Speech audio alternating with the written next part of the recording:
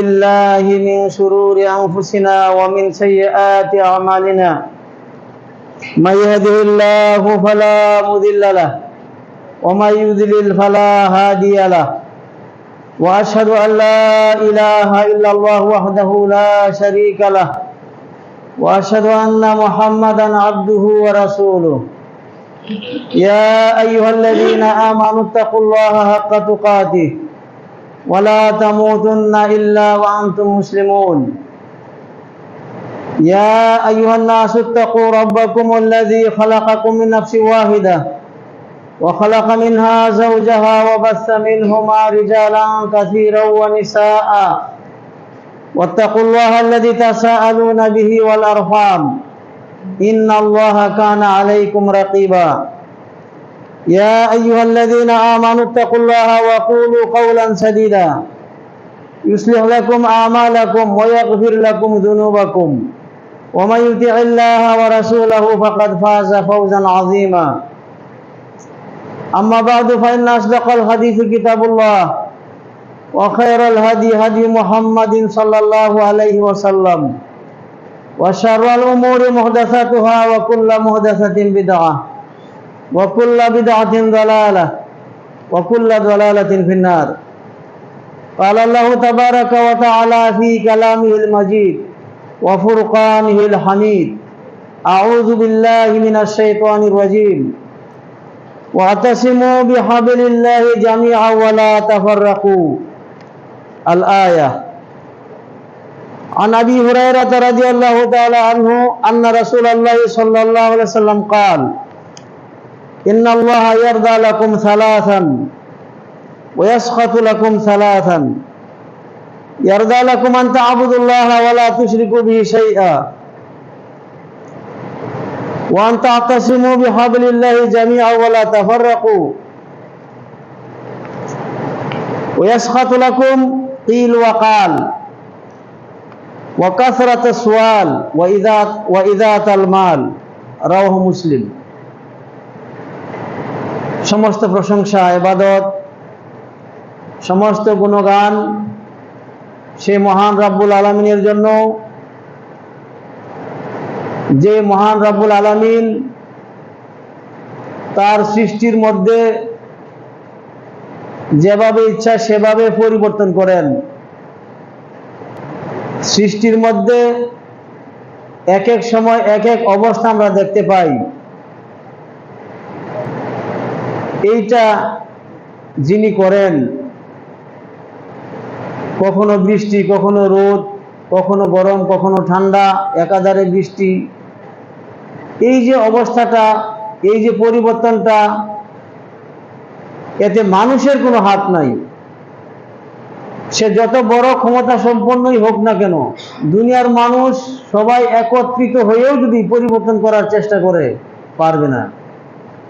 এই যে আবহাওয়ার যে অবস্থাটা চলতেছে, এখন দুনিয়ার সব মানুষ যদি ইচ্ছা করে একত্রিত হয় যে আমরা এই অবস্থা চাই না, আমরা রোদ চাই, আবহাওয়া পরিষ্কার চাই, পারবে? পারবে না। এতে কি শিক্ষা আছে? এতে আমাদের জন্য বিরাট শিক্ষা আছে, রয়েছে তাওহীদের শিক্ষা। আল্লাহ তাআলার যে ক্ষমতা, কুদরত, আল্লাহর ক্ষমতার উপরে কোনো ক্ষমতা নাই, এই শিক্ষা আমরা পাই এই সৃষ্টির পরিবর্তনের মধ্যে, বিভিন্ন অবস্থার মধ্যে। যিনি এই পরিবর্তন করেন তার জন্য বরত্ব, তার জন্য প্রশংসা, তার জন্য সমস্ত ইবাদত। আলহামদুলিল্লাহ। দুরূদ এবং সালাম বর্ষিত সেই নবীর প্রতি যিনি ছিলেন রহমাতুল লিল আলামিন, সাইয়্যিদুল মুরসালিন, যিনি আমাদের জন্য দুনিয়া এবং আখিরাতের সমস্ত কল্যাণকর পথ আমাদের জন্য বলে দিয়েছেন, সকল কল্যাণের পথ আমাদেরকে দেখিয়েছেন, সমস্ত অকল্যাণ এবং ক্ষতিকর পথ থেকে আমাদেরকে সাবধান করেছেন, সতর্ক করেছেন। যিনি আমাদের জন্য আল্লাহর পক্ষ থেকে রহমত স্বরূপ এসেছিলেন, সেই নবীর প্রতি আমরা দুরূদ এবং সালাম পেশ করি। আল্লাহুম্মা সাল্লি আলাইহি আল্লাহুম্মা বারিক আলাইহি। সম্মানিত উপস্থিতি, আজকে আমি আপনাদের সামনে সূরা আল ইমরান থেকে একটি আয়াত এবং সহিহ মুসলিমের একটি হাদিস আমি আপনাদের সামনে তুলে ধরেছি। এরই আলোকে এই সংক্ষিপ্ত সময়ের মধ্যে এই আয়াত এবং হাদিসের কিছু ব্যাখ্যা আপনাদেরকে শোনানোর চেষ্টা করব, যাতে রয়েছে আমাদের জন্য বিরাট শিক্ষা। আল্লাহ রাব্বুল আলামিন বলেন, কোরআনের একাধিক জায়গায় তিনি বলেছেন, ওয়াতাসিমু বিহাবলিল্লাহি জামিআ ওয়ালা তাফাররাকু, তোমরা আল্লাহর দ্বীনকে ঐক্যবদ্ধভাবে তোমরা ধারণ করো। ওয়াতাসিমু, শক্তভাবে তোমরা ধারণ করো, ঐক্যবদ্ধভাবে তোমরা পালন করো আল্লাহর দ্বীনকে। ওয়ালা তাফাররাকু, এবং তোমরা দলে দলে বিভক্ত হও না। কোরআন বারবার এই কথাটা আমাদেরকে বলেছে, এই নির্দেশটা বারবার আমাদেরকে দিয়েছে। ইন্নাল্লাযীনা ফাররাকু দীনাহুম ওয়া কানু শিয়া লাস্তা মিনহুম ফি শাই। আল্লাহ তাআলা বলেন, যারা তাদের দ্বীনের মধ্যে মতভেদ করেছে, যারা তাদের ধর্মের ক্ষেত্রে মতভেদ করেছে, দলে দলে বিভক্ত হয়েছে, তাদের সাথে তোমার কোনো সম্পর্ক নাই। তো এই যে কথাগুলো ঐক্যবদ্ধ থাকার, এটা সুন্নত না, নফল না, এটা হচ্ছে ফরজ। আল্লাহ তাআলা আদেশ দিয়েছেন এবং নিষেধও করেছেন। ঐক্যবদ্ধ থাকার আদেশ দিয়েছেন, দলাদলি করতে নিষেধ করেছেন। আদেশ এবং নিষেধের মাধ্যমে কথাটাকে শক্তিশালী করা হয়েছে। এবার বুঝেন এই বিষয়টা কত গুরুত্বপূর্ণ। মতভেদ করা যাবে না, ঐক্যবদ্ধ থাকতে হবে। কিসের উপরে? তাওহীদের উপরে, সুন্নাতের উপরে, দ্বীনের উপরে। মতভেদ করা যাবে না। ইহুদিরা যেমন মতভেদ করেছিল, মতভেদ করার কারণে তারা ধ্বংস হয়েছে। আমাদের পূর্বে খ্রিস্টানরা মতভেদ করেছিল, তারাও ধ্বংস হয়েছে, ক্ষতিগ্রস্ত হয়েছে। আর আমাদেরকে তাদের মতো হতে নিষেধ করা হয়েছে। ইসলামের এটা একটা বিরাট বড় নির্দেশ। ভালো কাজে, সৎ কাজে, নেকির কাজে আমরা ঐক্যবদ্ধ থাকব, পরস্পর সহযোগিতা করব। ওয়া তাআওয়ানু আলাল বিররি ওয়াত তাকওয়া ওয়া লা তাআওয়ানু আলাল ইসমি ওয়াল উদওয়ান। তোমরা ভালো কাজে, কল্যাণকর কাজে একে অপরের সাথে সহযোগিতা করো, কাঁধে কাঁধ মিলিয়ে তোমরা কাজগুলো করো। পাপের কাজে, গুনার কাজে তোমরা, দলাদলির কাজে, বিচ্ছিন্নতার কাজে তোমরা একে অপরের সহযোগিতা করো না। এই যে একটা আদেশ, এই আদেশটা আমাদের সালাফগণ পালন করেছেন। তারা দ্বীনের উপরে ঐক্যবদ্ধ ছিলেন, তাওহীদের উপরে, সুন্নতের উপরে, কোরআনের উপরে তারা ঐক্যবদ্ধ ছিলেন বলেই তাদের দ্বারা এই দুনিয়াতে এত কিছু করা সম্ভব হয়েছিল। সারা দুনিয়া তারা শাসন করেছেন এই ঐক্যের কারণে, ঐক্যবদ্ধ থাকার কারণে। আজকে মুসলমানদের যত বিপর্যয়, যত ঝামেলা, বিভ্রান্তি, দলাদলি হচ্ছে তার অন্যতম কারণ, মতভেদ হচ্ছে তার অন্যতম কারণ। বিভিন্ন জন বিভিন্ন মত পোষণ করে, বিভিন্ন দিকে চলে, তাদের কথা এক না। কালিমাতু তাওহীদ লা ইলাহা ইল্লাল্লাহ, যেটা আমাদেরকে ঐক্যবদ্ধ করে, ঐক্যের শিক্ষা দেয়, সে ঐক্যের শিক্ষা আমাদের মধ্যে নাই। ঐক্যবদ্ধ থাকার অনেক কারণ আছে আমাদের। আমাদের আল্লাহ এক, আমাদের রাসূল এক, আমাদের কিবলা এক, আমাদের সালাত এক, সবই কিন্তু আমাদের এক। আমরা সবাই একদিকে ফিরে সালাত আদায় করি নাকি বিভিন্ন দিকে? একদিকে ফিরে আমরা সালাত আদায় করি, একই কাতারে, একই ইমামের পিছনে। এই জিনিসগুলো আমাদেরকে ঐক্যের শিক্ষা দেয়, ঐক্যবদ্ধ থাকার শিক্ষা দেয়। কিন্তু সেই শিক্ষা আমরা গ্রহণ করতেছি না, যার কারণে আমরা যেখানেই যাই, যে কোনো কাজ করতে যাই, সেখানে আমরা বাধাগ্রস্ত হই, ক্ষতিগ্রস্ত হই। কথা ঠিক না বেঠিক? সম্মানিত উপস্থিতি, বিষয়টা ভালো করে বুঝতে হবে, গভীরভাবে বুঝতে হবে। আমি যে মতভেদ করতেছি, দলাদলি করতেছি, এটা কি জায়েজ আছে? এটা কি সঠিক? ইসলাম কি আমাদেরকে এই শিক্ষা দেয়? কোশ্চিনকালেও না। এই মর্মে অনেক সহিহ মরফু হাদিস আছে, বলে শেষ করা যাবে না। ইয়াদুল্লাহি আলাল জামাআহ, যারা জামাতবদ্ধ থাকে, ঐক্যবদ্ধ থাকে, তাদেরকে আল্লাহ সাহায্য করেন। আর দলাদলি করলে শক্তি চলে যায়, দুর্বল হয়ে যায়। আমাদের দুর্বলতার এটা একটা প্রধান কারণ। বিভিন্নভাবে আমরা দলাদলি করতেছি। তো কোরআন বলছে ওয়াতাসিমু বিহাবলিল্লাহি জামিআন ওয়ালা তাফাররাকু, তোমরা দলাদলি করো না। ঐক্যবদ্ধ থাকা একটা নিয়ামত আল্লাহর পক্ষ থেকে, বিরাট বড় নিয়ামত। দলাদলি করা হচ্ছে আগুন। দলাদলি করলে, মতভেদ করলে মানুষের মন নষ্ট হয়ে যায়, মন ভালো থাকে না। আর মিলেমিশে থাকলে, ঐক্যবদ্ধ থাকলে, মুহাব্বত থাকলে আপনার মনটা শান্তি পায়। কিন্তু যখন আপনি আপনার ভাইয়ের সাথে কোনো কাজে, ভালো কাজে দলাদলি করবেন, মতভেদ করবেন, তখন দেখবেন যে মনের মধ্যে শান্তি নাই, স্বস্তি নাই, অস্থিরতা।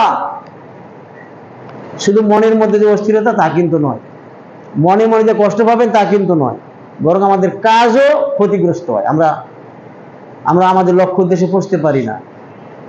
এই হচ্ছে 1 নম্বর কথা। আজকের খুতবায় একাধিক জিনিস আমি বলবো, প্রত্যেকটা জিনিস অত্যন্ত গুরুত্বপূর্ণ। আজকে আমরা বিভিন্ন জায়গাতেই ঐক্য দেখি না। মসজিদ করতে যাই, সেখানে দলাদলি, মাদ্রাসা করতে যাই, সেখানে দলাদলি। শয়তান আমাদের মধ্যে ঢুকে পড়ে, শয়তান আমাদেরকে দলাদলির দিকে নিয়ে যায়, মতভেদের দিকে নিয়ে যায়। আমি কমিটিতে থাকলাম না কেন, আমি এই কাজ করতে দিব না, হতে দিব না। আমার কথাটা থাকলো না কেন, আমি এই কাজ করতে দিব না, করতে দেওয়া হবে না। এরকম মনোভাব আমাদের মধ্যে আছে না নাই? আছে, অস্বীকার করার কোনো সুযোগ নাই। শুধু এইখানে নয়, আমাদের সবখানে এই সমস্যা। আর এই সমস্যাটা আমাদের এই ময়মনসিংহ ডিস্ট্রিক্টে সবচেয়ে বেশি, বাস্তব, কোনো সন্দেহ নাই।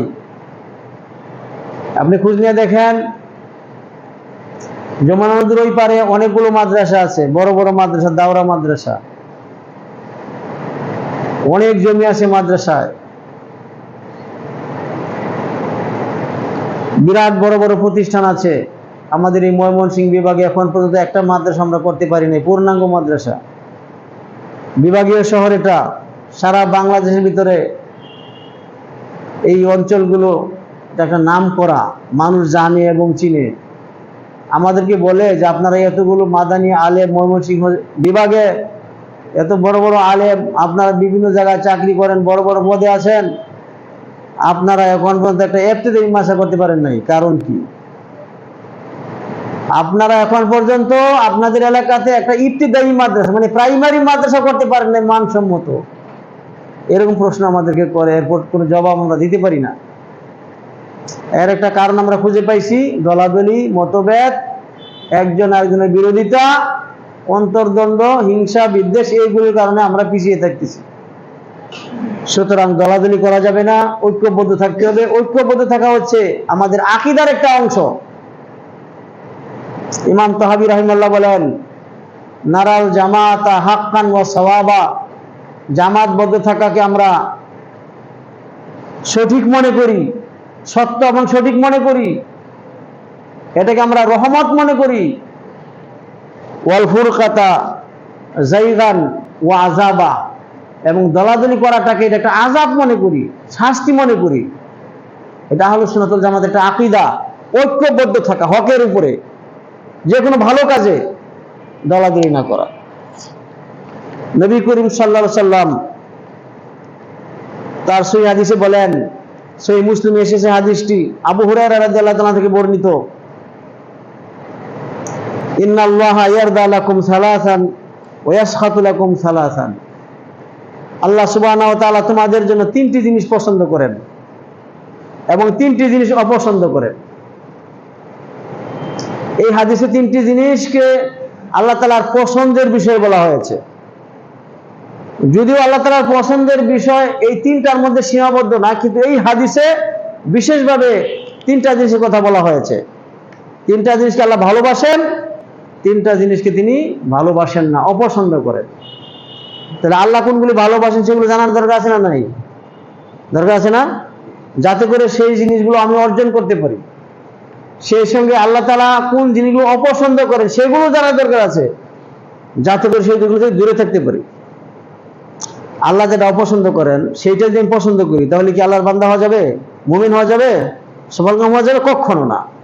এই জন্য মুমিন ব্যক্তি সবসময় খুঁজবে কোন জিনিসগুলো আল্লাহ পছন্দ করেন, আল্লাহর প্রিয় জিনিস কোনগুলো, যাতে সেইগুলো আমরা অর্জন করতে পারি, সেই আমলগুলো করতে পারি। ইন্নাল্লাহা ইয়ারদা লাকুম সালাসান ওয়া ইয়াসখাতু লাকুম সালাসান। তিনটা জিনিসকে আল্লাহ ভালোবাসেন আর তিনটা জিনিসকে অপছন্দ করেন। ইয়ারদা লাকুম আন তা'বুদুল্লাহা ওয়া লা তুশরিকু বিহি শাইআ।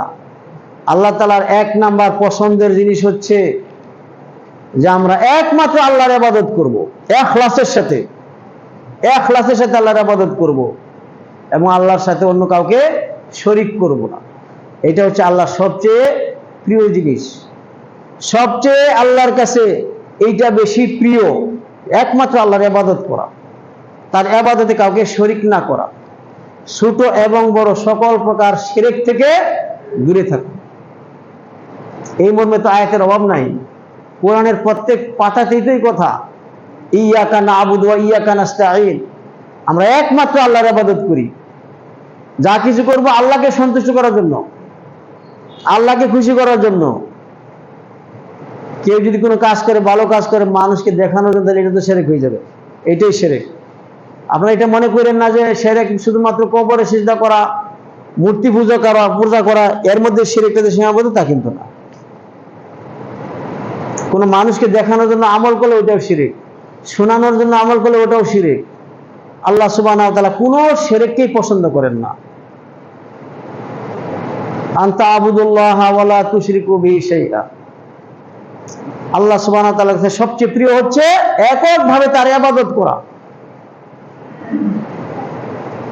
তার বিপরীত শিরক, এটাকে আল্লাহ মোটেই পছন্দ করেন না, সবচেয়ে ঘৃণা করেন।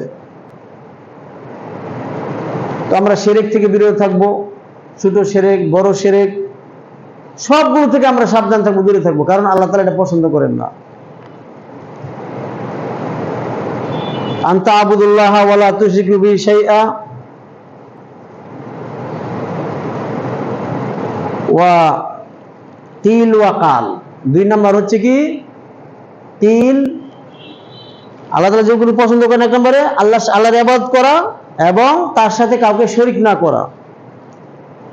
ওয়ান তা'তাসিমু বিহাবলিল্লাহি জামিআ, এবং আল্লাহর দ্বীনকে মজবুত ভাবে ধারণ করা, দ্বীনের উপর ঐক্যবদ্ধ থাকা, এটা আল্লাহ পছন্দ করেন। কোরআনে আদেশও দিয়েছেন, আবার নবী সাল্লাল্লাহু আলাইহি ওয়াসাল্লাম তার হাদিসে বলেছেন যে এটা আল্লাহর কাছে খুবই পছন্দনীয়, ঐক্যবদ্ধ থাকা দ্বীনের উপরে, ইসলামের উপরে, তাওহীদের উপরে, দলাদলি না করা, যে কোনো ভালো কাজ ঐক্যবদ্ধভাবে সম্পন্ন করা, এটা আল্লাহর কাছে পছন্দনীয়।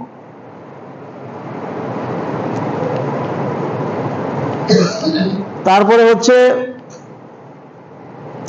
ওয়ান তানাসাহু মান ওয়াল্লাহুল্লাহ লাকুম। ওয়ান তানাসাহু মান ওয়াল্লাহু লাকুম। আল্লাহ সুবহানাহু ওয়া তাআলা যাদেরকে তোমাদের দায়িত্বশীল বানিয়েছেন তাদেরকে নসিহত করা, তাদের কল্যাণ কামনা করা। আল্লাহ সুবহানাহু ওয়া তাআলা যাদেরকে তোমাদের দায়িত্বশীল বানিয়েছেন তাদেরকে ভালো উপদেশ দেওয়া, তাদেরকে নসিহত করা, এটা হচ্ছে 3 নাম্বার। 1 নাম্বার হচ্ছে আল্লাহর ইবাদত করা ঐক্যবদ্ধভাবে, দ্বিতীয় হচ্ছে ঐক্যবদ্ধ থাকা, 3 নাম্বার হচ্ছে যাদেরকে আল্লাহ তাআলা দায়িত্বশীল বানিয়েছেন তাদেরকে নসিহত করা, উপদেশ দেওয়া, তাদের কল্যাণ কামনা করা। যেমন দেশের শাসকরা আমাদের দায়িত্বশীল না? আমাদের দায়িত্বশীল, আমাদের মাসউল, দেশের শাসকদের মধ্যে যেটা সীমাবদ্ধ তা কিন্তু না। যাকে যেই দায়িত্ব আল্লাহ তাআলা দিবেন সেই দায়িত্ব থেকে তাকে সরানোর চেষ্টা না করা, তার সাথে সহযোগিতা করা, তাকে ব্যর্থ করার চেষ্টা না করা, এটাও আল্লাহ সুবহানাহু ওয়া তাআলা পছন্দ করেন। এটাও ইসলামের একটা সৌন্দর্য। আল্লাহ তাআলা যাকে শাসন ক্ষমতা দিয়েছেন বিনা কারণে তার সমালোচনা না করা, বিদ্রোহ না করা, বিশৃঙ্খলা সৃষ্টি না করা, এটাও ইসলাম একটা সৌন্দর্য। শাসকের বিরুদ্ধে বিদ্রোহ না করা, আন্দোলন না করা, অনর্থক দেশের মধ্যে গোলযোগ সৃষ্টি না করা। ওই রকমই যারা মসজিদ মাসার দায়িত্বশীল কমিটি, তাদের ক্ষেত্রেও এই বিধানটা প্রযোজ্য। তাদেরকে সহযোগিতা করা, তাদের বিরোধিতা না করা, সমালোচনা না করা, তাদেরকে ব্যর্থ করার চেষ্টা না করা, এটাও একটা ইসলামের সৌন্দর্য। আমাদের অনেকের মধ্যে সালাত আছে, সিয়াম আছে, অনেক ভালো, মাশাআল্লাহ, আলহামদুলিল্লাহ, কিন্তু এইখানে এসে ব্যর্থ।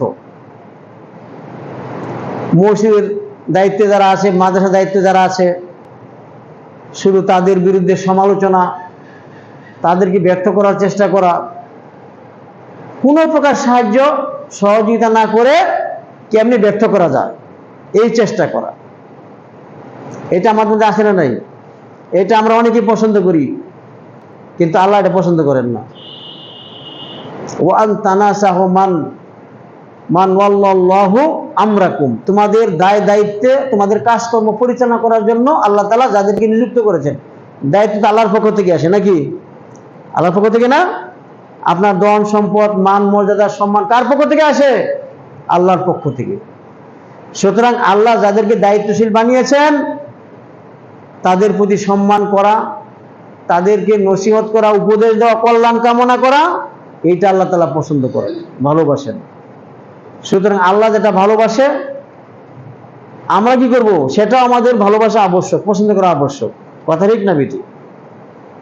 আমরা সবসময় তো ওই কাজগুলোই করব যেগুলো আল্লাহ পছন্দ করেন, আল্লাহ ভালোবাসেন, যেগুলো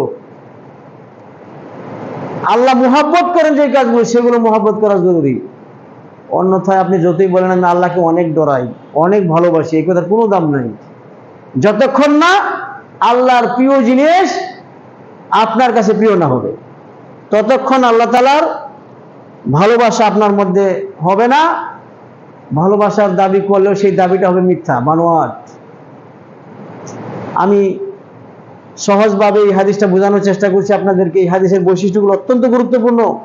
বড় বড় আলেম এই হাদিসটার ব্যাখ্যা করেছেন, অত্যন্ত সুন্দর ব্যাখ্যা করেছেন, যে আল্লাহ তাআলা তিনটা জিনিসকে খুবই ভালোবাসেন, খুবই পছন্দ করেন। এটা আমাদের শুধু পড়লে হবে না, মুখস্থ করলে হবে না, আমাদের মধ্যে বাস্তবায়ন করতে হবে। আমরা এককভাবে আল্লাহর ইবাদত করব, তার সাথে কোনো কিছু শরীক করব না। শিরকের মধ্যে অন্তর্ভুক্ত হচ্ছে মানুষকে শোনানোর জন্য, মানুষের ভালোবাসা অর্জন করার জন্য, মানুষকে দেখানোর জন্য আমল করা, এটা হচ্ছে শিরক। ভালো করে বুঝে রেখেন। অনেকে মসজিদ কমিটি থাকে, মাদ্রাসা কমিটি থাকে, মানুষকে দেখানোর জন্য যে আমি কমিটির মধ্যে আসি, আমি মুখ কাজ করতেছি, তুমুক কাজ করতেছি, মানুষের প্রশংসা অর্জন করার জন্য, এটাও শিরক। এটা আল্লাহ পছন্দ করেন না। সম্মানিত উপস্থিতি, এককভাবে আল্লাহর ইবাদত করা, ঐক্যবদ্ধ থাকা এবং দায়িত্বশীলদেরকে নসিহত করা, উপদেশ দেওয়া, তাদের কল্যাণ কামনা করা, তাদের ব্যর্থতা কামনা করা না। যার যে দায়িত্ব আছে, ইমাম সাহেবের দায়িত্ব আছে, খতিব সাহেবের দায়িত্ব আছে, মসজিদ কমিটির দায়িত্ব আছে, যে যে দায়িত্ব পালন করে ওই দায়িত্বশীলকে সহযোগিতা করা, তার কাজে বিরোধিতা না করা। এইগুলো তিনটা জিনিস। ওয়ায়াসখাতু লাকুম সালাসান, আর তিনটা জিনিস আল্লাহ অপছন্দ করেন। কিল ওয়া কাল, এক নম্বরে কি? কিল ওয়া কাল। তিনটা জিনিসের মধ্যে এক নম্বর হচ্ছে যে তিনটা জিনিস অপছন্দ করেন, কিল ওয়া কাল, অনর্থক সমালোচনা করা, বেশি বেশি সমালোচনা করা, এইটা আল্লাহ তাআলা পছন্দ করেন না, মোটেই না। যে কথার মধ্যে কোনো ফায়দা নাই, উপকার নাই, ওই কথা বলা বেশি বেশি, মানুষের দুষ্কৃতি বেশি তুলে ধরা, গীবত করা, সমালোচনা করা, এই জিনিসটা আল্লাহ মোটেই পছন্দ করেন না। ইয়াসখাতু, অপছন্দ করেন। ইয়াকরাহু, ঘৃণা করেন অনর্থক কথা বলা। আমাদের অঙ্গ প্রত্যঙ্গের মধ্যে থেকে সবচেয়ে বেশি চলে কোনটা? হাত, পা, চোখ, জিহ্বা। সবচেয়ে দ্রুত চলে কোনটা বলেন তো? সবচেয়ে বেশি চলে, সবচেয়ে তাড়াতাড়ি চলে কোনটা? জবান। জবানের চলাচল অত্যন্ত দ্রুত, চলতেই থাকে। আপনি দাঁড়িয়ে আছেন, জবান কি চালু আছে? থাকে না? না নাই, চালু থাকে না? চালু থাকে। অত্যন্ত দ্রুত গতিতে এটা চলে।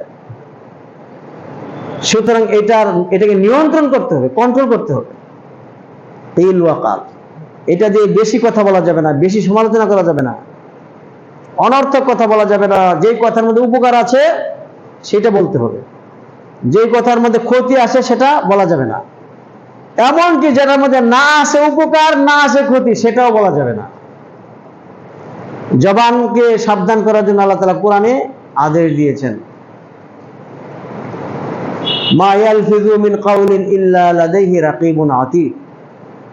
আপনার হাতের কাজকর্ম যেগুলো করেন হাত দিয়ে, এগুলো যেমন লেখা হচ্ছে, এই জবানের প্রত্যেকটা কথাই লেখা হচ্ছে। আল্লাহ তাআলা লিখতেছেন ফেরেশতাদের মাধ্যমে, এবং সে অনুযায়ী হিসাব হবে।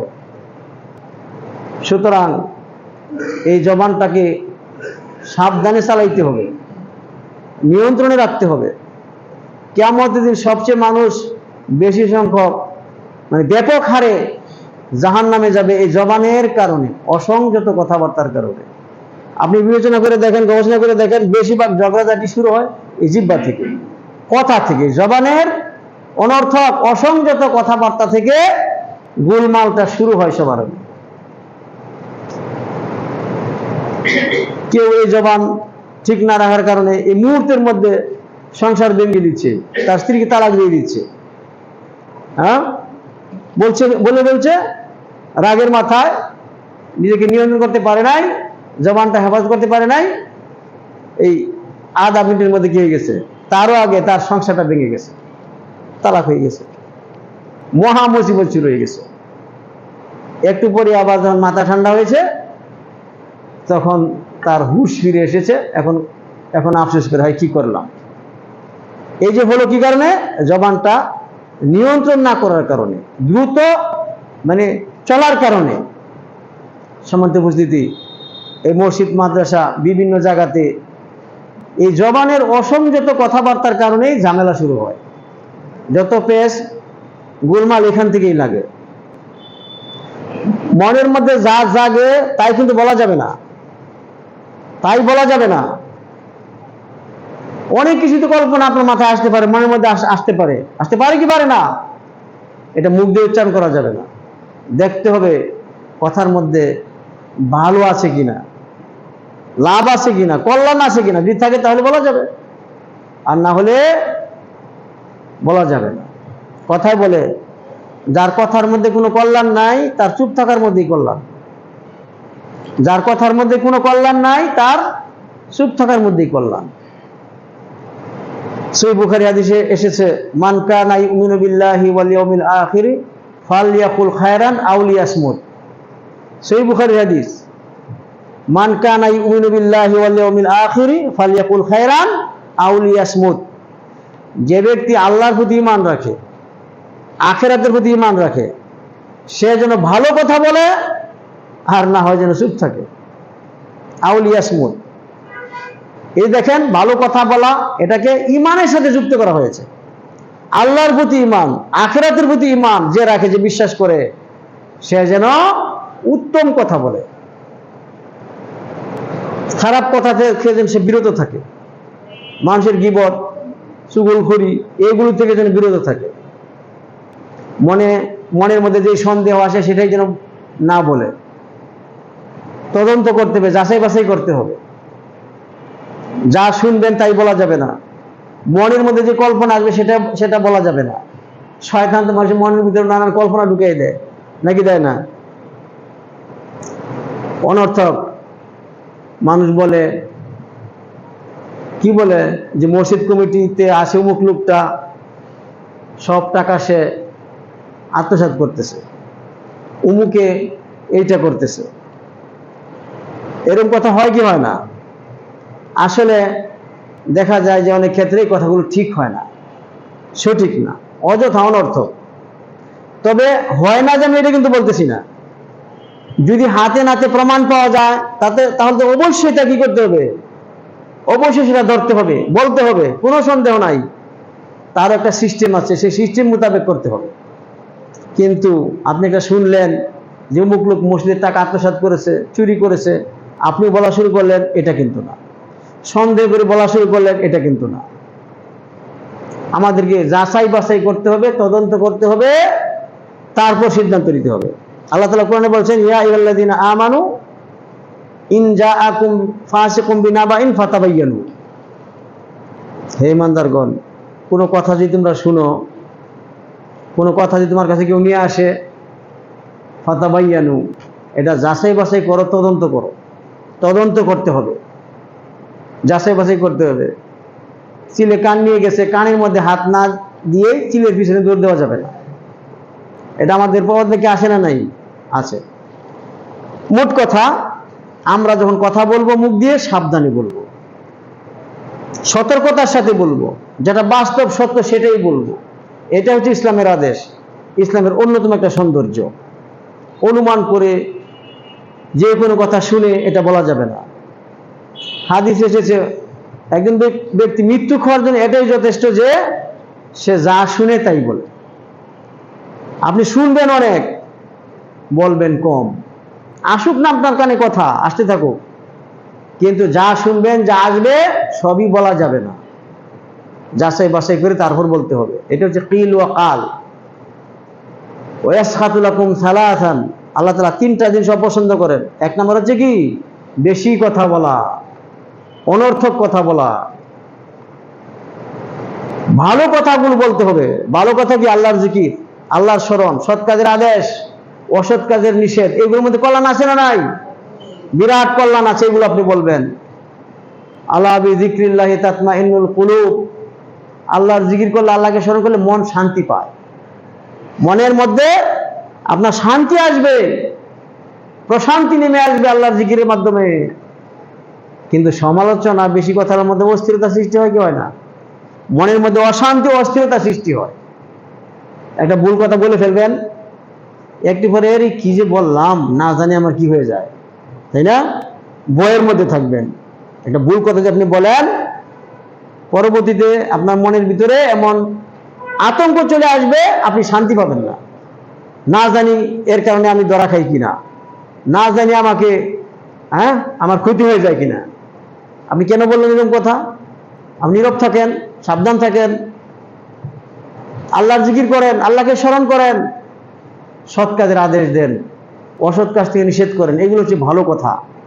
অথবা দুনিয়ার কোনো একটা বিষয় তাকে শিক্ষা দেন, যে কথাটা দিনের জন্য উপকারী, দুনিয়ার জন্য উপকারী, দুটোই বলতে পারবেন। যার মধ্যে দিনেরও কোনো লাভ নাই, দুনিয়ার কোনো লাভ নাই, এই জাতীয় কথা বলা যাবে না।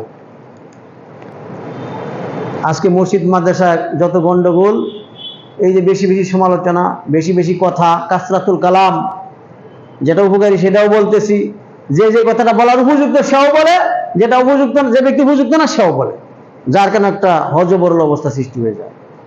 আমাদের কথাবার্তাগুলো খুব সাবধানে বলতে হবে, জবানকে সংযত রাখতে হবে। 2 নাম্বার হচ্ছে ওয়া কাসরাতুস সুআল, বেশি বেশি প্রশ্ন করা।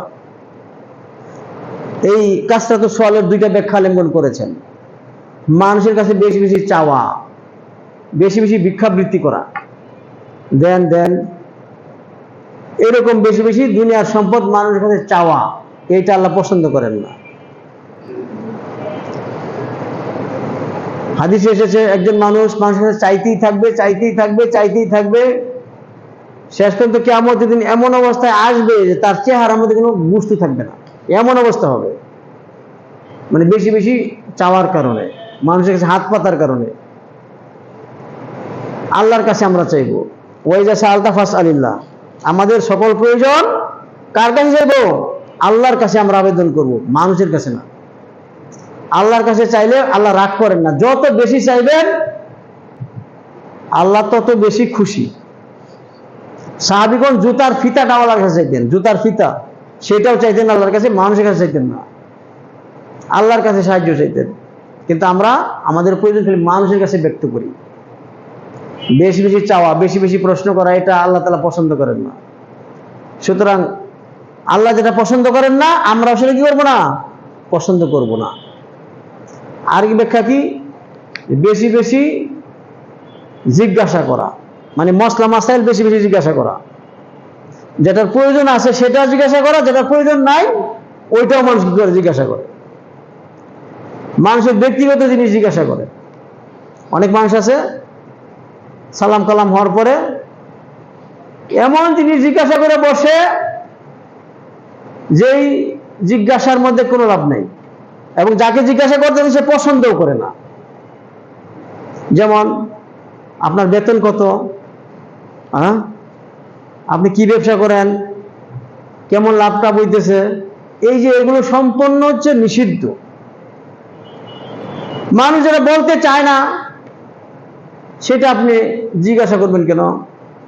আপনার মেয়ে থেকে বিয়ে হয়েছে কি হয় নাই, আপনার ছেলে কি পাস করছে কি করে নাই, এগুলো বেশি বেশি জিজ্ঞাসা করা ঠিক না। এগুলো মানুষ পছন্দ করে না। সুতরাং বেশি বেশি প্রশ্ন করা, বেশি বেশি জিজ্ঞাসা করা, এটা ইসলাম পছন্দ করে না, আল্লাহ তাআলা পছন্দ করেন না। যত কথা কম বলা যায়, মানে যেটা প্রয়োজন সেটা জিজ্ঞাসা করবেন, অসুবিধা নাই। ফাসআলু আহলা যিকরি ইন কুনতুম লা তা'লামুন, যে প্রশ্নটা আমাদের জানা থাকবে না এটা আমরা জিজ্ঞাসা করতে পারি। অনেকেই ধর্মীয় এমন প্রশ্ন করে যেটা কেন হয়ই নাই, 3 তালাক দিলে কয় তালাক হবে, হ্যাঁ, এই মাসলাটা অনেকেই মানে কৌতূহলী হয়ে এটা আলোচনা করে। আসলে এটা কি তার হয়েছে জিজ্ঞাসা করতেছে যে হয় নাই। সুতরাং এই প্রশ্ন বেশি বেশি আমাদের মধ্যে অনেকেই করে থাকে, এই জাতীয় প্রশ্ন, মানে যেটা আমি বলতেছি এটাই যে উদ্দেশ্য এটা না, এরকম অসংখ্য প্রশ্ন মানুষ করে যার কোনো ভিত্তি নেই। ঘটনা যদি কারো হয়ে থাকে, একদিন এক বই থেকে 3 তালাক দিয়ে থাকে, তখন সে বলতে পারে হ্যাঁ আমার সমাধানটা কি হবে, তাই না? উমুকের এটা হয়েছে, আমার এটা হয়েছে, এখন সমাধান। এখন আপনি জিজ্ঞাসা করেন, আপনার হয়ই নাই, পরিবারের মধ্যে হয় নাই, হঠাৎ আপনি একজন আলেমকে জিজ্ঞাসা করতেছেন 3 তালাকে কয় তালাক, এগুলো কোনো ভিত্তি নেই, এগুলো কোনো লাভ নেই। যার হয়েছে সমস্যা এটা সে জিজ্ঞাসা করবে। অনুরূপভাবে মানুষ প্রশ্ন করে আলেমদেরকে পরীক্ষা করার জন্য, যাচাই করার জন্য, এলেম পরীক্ষা করার জন্য প্রশ্ন করে, এটাও হারাম, নিষিদ্ধ। কাসরাতুস সুয়াল, বেশি বেশি প্রশ্ন করা, অপ্রয়োজনীয় প্রশ্ন করা, এটা নিষিদ্ধ। সমাজে বুঝতে এই জিনিসগুলো আমরা বুঝি না। এগুলো যে ইসলামী আদব, এগুলো হচ্ছে আল্লাহর পছন্দনীয় জিনিস, এগুলো হচ্ছে আল্লাহর অপছন্দনীয়। সুতরাং যেগুলো আল্লাহ তাআলা পছন্দ করেন সেগুলো আমাদেরকে পছন্দ করতে হবে, যেগুলো না পছন্দ করেন সেগুলো আমাদেরকে কি করতে হবে, আমরা আল্লাহর গুণাবলী আমরা অর্জন করার চেষ্টা করব, রাসূল সাল্লাল্লাহু আলাইহি ওয়াসাল্লামের গুণাবলী আমরা অর্জন করার চেষ্টা করব। আল্লাহর গুণাবলী যে সবগুলো হুবহু সেটা না, বরং আল্লাহ তাআলা যেগুলো পছন্দ করেন, তিনি যে গুণান্বিত, আল্লাহ তাআলা চান যে মানুষও সেই গুণে গুণান্বিত হোক, তার গুণ থেকে মানুষ গ্রহণ করুক, এটা আল্লাহ তাআলা পছন্দ করেন। সম্মানিত উপস্থিতি, আমরা বেশি বেশি প্রশ্ন করা, মানুষের কাছে চাওয়া, ধর্মীয় বিষয়ে একবার গভীর গভীর প্রশ্ন করা, এগুলো ঠিক না। যেগুলো আপনার জানার দরকার, যেগুলো সমস্যা হয়েছে, এইগুলো সমাধানের জন্য প্রশ্ন করতে হবে, বেশি প্রশ্ন করা যাবে না। ওয়া ইযাতাল মাল, 3 নম্বর হচ্ছে ধন সম্পদ অনর্থক কাজে নষ্ট করা, ধন সম্পদ অপচয় করা, এটা আল্লাহ পছন্দ করেন না। ধন সম্পদ দুনিয়ার নিয়ামত, এটা আল্লাহ তাআলা দিয়েছেন, আল্লাহ তাআলা চান এটা সঠিক খাতে ব্যয় হোক, এটা যথার্থ ব্যবহার হোক, অপচয় যেন না হয়, হারাম কাজে যেন সেটা ব্যবহার না হয়। আল্লাহ তাআলা আপনাকে ধন সম্পদ দিয়েছেন এটা পরীক্ষা করার জন্য, আপনি কি এটা হালাল কাজে খরচ করেন নাকি হারাম কাজে খরচ করেন, কিভাবে উপার্জন করলেন সেটাও জবাব দিতে হবে, তারপরে ব্যয় করলেন কোথায় সেটারও জবাব দিতে হবে কিয়ামতের দিন। হাদিস তিরমিজি শরীফে এসেছে যে 4টা প্রশ্নের জবাব না দিয়ে কেউ পার পাবে না কিয়ামতের দিন। তার মধ্যে একটা কি, ওয়ান মালিহি, তার সম্পদ ধন, মিন আইনা ইকতাসাবা ওয়া ফীমা আনফাকা, কোথা থেকে সে উপার্জন করলো এবং কোথায় খরচ করলো, এটা অত্যন্ত গুরুত্বপূর্ণ বিষয়। সম্মানিত উপস্থিতি, যে বিষয়গুলো আজকে আমরা বললাম অত্যন্ত গুরুত্বপূর্ণ, এবং এগুলো আমাদের সমাজে বর্তমানে নাই বললেই চলে। বিশেষ করে আমাদের এলাকাতে এটা আরো বেশি অনুপস্থিত। আমরা ধর্মীয় কাজে, দিনের কাজে যেন আমরা সফল হই, সেই জন্য এই বিষয়গুলো অত্যন্ত জরুরি। ঐক্যবদ্ধ থাকা জরুরি, দলাদলি করা যাবে না। সেই সাথে একে অপরের সাথে তাআউন করতে হবে, সহযোগিতা করতে হবে। আর এই যে কিল কাল, এগুলো থেকে আমাদেরকে সাবধান থাকতে হবে, সতর্ক থাকতে হবে। আমাদের এই প্রতিষ্ঠান একটা গুরুত্বপূর্ণ সময় পার করছে, একটা গুরুত্বপূর্ণ পর্বে এসে পৌঁছেছে। এই সময়টা খুবই স্পর্শকাতর, অত্যন্ত গুরুত্বপূর্ণ। আমি বিশেষভাবে সবাইকে এ বিষয়ে দৃষ্টি আকর্ষণ করছি। আমরা সকলেই আমরা সাবধান থাকব, সতর্ক থাকব। কারো মুখের কথা, কোনো আচরণ যেন আমাদের এই প্রতিষ্ঠানের বৃহৎ স্বার্থ যেন নষ্ট না হয়। যে মহৎ কাজে আপনারা হাত দিয়েছেন, এটা ভাঙ্গা হয়ে গেছে, কিন্তু এবং ছাত্ররা কষ্টে আছে। কষ্টে আছে না কষ্টে নাই? কষ্টে আছে। ক্লাসও ঠিক মতো সেভাবে জায়গা মতো করা যাচ্ছে না, পরিবেশ পাওয়া যাচ্ছে না। অচিরেই সেই পরিবেশ সুন্দর করতে হবে। এখানে কোটি কোটি টাকার সম্পদ এখানে ওয়াকফ করা হয়েছে। এই ময়মনসিংহ শহরের প্রাণ কেন্দ্রে বিশাল জায়গা, এইখানে যেন সুন্দর প্রতিষ্ঠানটা সুন্দরভাবে গড়ে ওঠে, সেজন্য আপনাদের সকলের দৃষ্টি আকর্ষণ করছি। যারা কমিটিতে আছেন, ভিতরে আছেন, বাইরে আছেন, সবাই যেন সুন্দরভাবে সহযোগিতার ভিত্তিতে এই কাজটা যেন আমরা সুন্দরভাবে করতে পারি, আমাদের একটা আদর্শ স্থাপন করতে পারি। কারো কথা, তিল কাল, এইগুলো যেন এখানে ক্ষতিকর না হয়। কারো দলাদলি, মতভেদ, হিংসা, বিদ্বেষ, স্বার্থ, এগুলো যেন এই প্রতিষ্ঠানের জন্য ক্ষতিকর না হয়। এই জাতীয় ওয়াজ বহু করা হয়েছে, আলোচনা বহু করা হয়েছে। আমিও আপনাদেরকে শোনাইলাম। আল্লাহর জন্য আপনাদেরকে ভালোবাসি, আমি এই প্রতিষ্ঠানকে ভালোবাসি, মসজিদকে ভালোবাসি। তার দাবিতে আমি কথাগুলো বললাম। এই বলার মধ্যে আমার কোনো স্বার্থ নাই। আপনাদের জন্য, আল্লাহর জন্য এই কথাগুলো বললাম। এই উপদেশগুলো, নসিহতগুলো আমরা সকলেই মেনে চলার চেষ্টা করবো ইনশাআল্লাহ। আল্লাহ তাআলা আমাদেরকে তৌফিক দান করুন, আল্লাহুম্মা আমিন। আমাদের সকলকে আল্লাহ তাআলা সুস্থ রাখুন, আল্লাহুম্মা আমিন। আকুলু কাওলি হাযা আস্তাগফিরুল্লাহ লি ওয়া লাকুম ওয়া লিসাইরিল মুসলিমিন ফাস্তাগফিরুহু ইন্নাহু হুয়াল গাফুরুর রাহিম।